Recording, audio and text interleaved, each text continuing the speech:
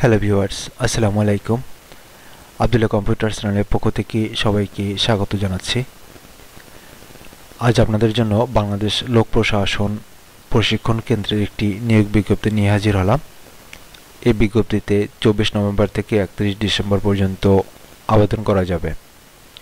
আমরা একটু পরেই বিস্তারিত বিজ্ঞপ্তিটি দেখব। তার আগে বন্ধুরা, যারা আমার চ্যানেলের নতুন ভিজিটর এখনও সাবস্ক্রাইব করেননি, তাদেরকে সাবস্ক্রাইব করার জন্য বিনীত অনুরোধ জানাচ্ছি।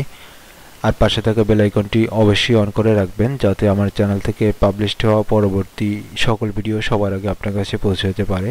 আর যারা অলরেডি সাবস্ক্রাইব করে রেখেছেন তাদেরকে অসংখ্য ধন্যবাদ। তাহলে আসুন আমরা বিজ্ঞপ্তিটি দেখে আসি। বাংলাদেশ লোক প্রশাসন প্রশিক্ষণ কেন্দ্র, কর্মী প্রশাসন শাখা, সাভার, ঢাকা 1343। বাংলাদেশ লোক প্রশাসন প্রশিক্ষণ কেন্দ্র, সাভার, ঢাকায় রাজস্ব খাতভুক্ত নিম্নোক্ত পদসমূহ পূরণের নিমিত্ত সম্পূর্ণ অস্থায়ী ভিত্তিতে সরাসরি নিয়োগের জন্য বাংলাদেশের স্থায়ী নাগরিকদের নিকট থেকে অনলাইনে দরখাস্ত আহ্বান করা যাচ্ছে। পদের নাম উপপরিচালক প্রশিক্ষণ গবেষণা। বেতন স্কেল 35,500 থেকে 67,010 টাকা। বেতন গ্রেড 6, অনূর্ধ্ব 40 বছর বয়স। পদের সংখ্যা 1টি। শিক্ষাগত যোগ্যতা পদের সহিত সংশ্লিষ্ট বিষয়ে কোনো স্বীকৃত বিশ্ববিদ্যালয় হতে পিএইচডি ডিগ্রি।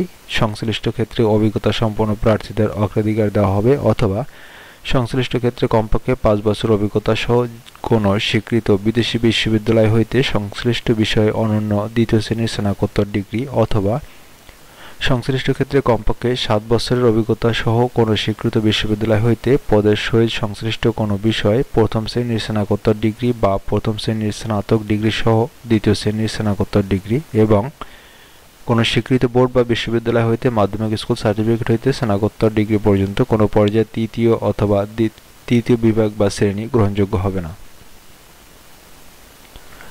সহকারী পরিচালক প্রশিক্ষণ, বেতন স্কেল 22,000 থেকে 53,060 টাকা। নবম গ্রেড। বয়স অনূর্ধ্ব 30 বছর। পদের সংখ্যা 1টি। শিক্ষাগত যোগ্যতা কোনো লোক প্রশাসন অথবা রাষ্ট্রবিজ্ঞান অথবা অর্থনীতি অথবা সমাজবিজ্ঞান অথবা নির্দিষ্ট পদের সঙ্গে সম্পর্কিত অন্য কোনো সংশ্লিষ্ট সামাজিক বিজ্ঞান বিষয়ে প্রথম শ্রেণীর মাস্টার্স ডিগ্রি অথবা দ্বিতীয় শ্রেণীর অনার্স সহ দ্বিতীয় শ্রেণীর মাস্টার্স ডিগ্রি। এরপরে রয়েছে মূল্যায়ন কর্মকর্তা। 22,000 বেতন স্কেল। বেতন গ্রেড 9। বয়স অনূর্ধ্ব 30 বছর। পদের সংখ্যা 1টি। কোনো স্বীকৃতিপ্রাপ্ত বিশ্ববিদ্যালয় হইতে সংশ্লিষ্ট ক্ষেত্র সম্পর্কিত সামাজিক বিজ্ঞান বিষয়ে প্রথম শ্রেণীর মাস্টার্স ডিগ্রি অথবা দ্বিতীয় শ্রেণীর অনার্স ডিগ্রি সহ দ্বিতীয় শ্রেণীর মাস্টার্স ডিগ্রি। সহকারী পরিচালক খেলাধুলা। বেতন স্কেল 22,000। নবম গ্রেড। বয়স অনূর্ধ্ব 30 বছর। পদের সংখ্যা 2টি। শিক্ষাগত যোগ্যতা কোনো স্বীকৃত প্রাপ্ত বিশ্ববিদ্যালয় হইতে শরীরচর্চা বিষয়ে দ্বিতীয় শ্রেণীর স্নাতক ডিগ্রি। অভিজ্ঞ প্রার্থীদের ক্ষেত্রে অগ্রাধিকার দেওয়া হবে।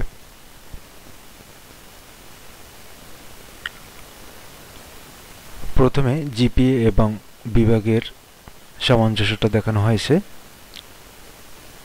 তারপরে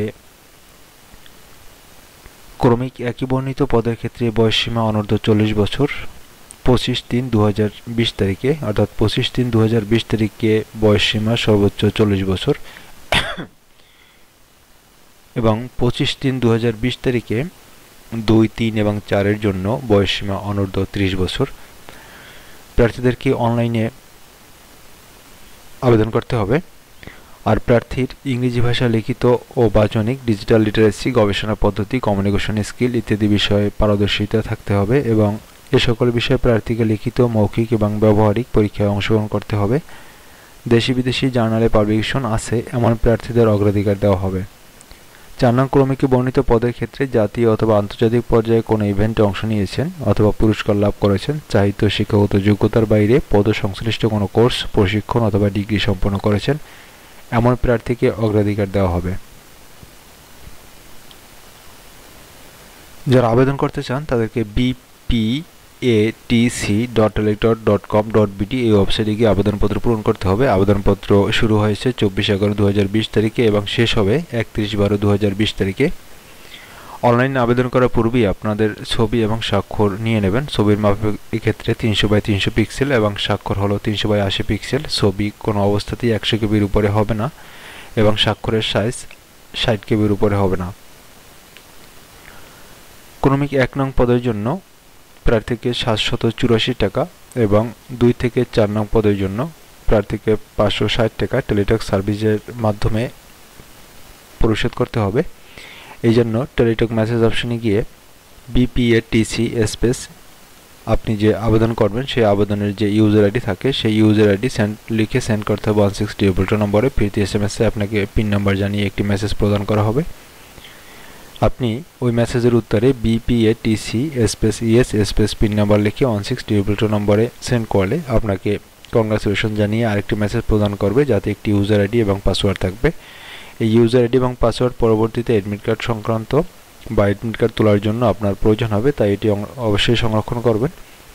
এই ছিল মোটামুটি এই বিজ্ঞপ্তিটির পূর্ণাঙ্গ। আপনারা ভিডিও ডিসক্রিপশন লিঙ্ক থেকে এই সার্কুলারটি ডাউনলোড করে নিয়ে দেখে নিতে পারেন। পরবর্তী টিউটোরিয়াল দেখার আমন্ত্রণ জানিয়ে আজ এখানে শেষ করছি। আল্লাহ হাফেজ।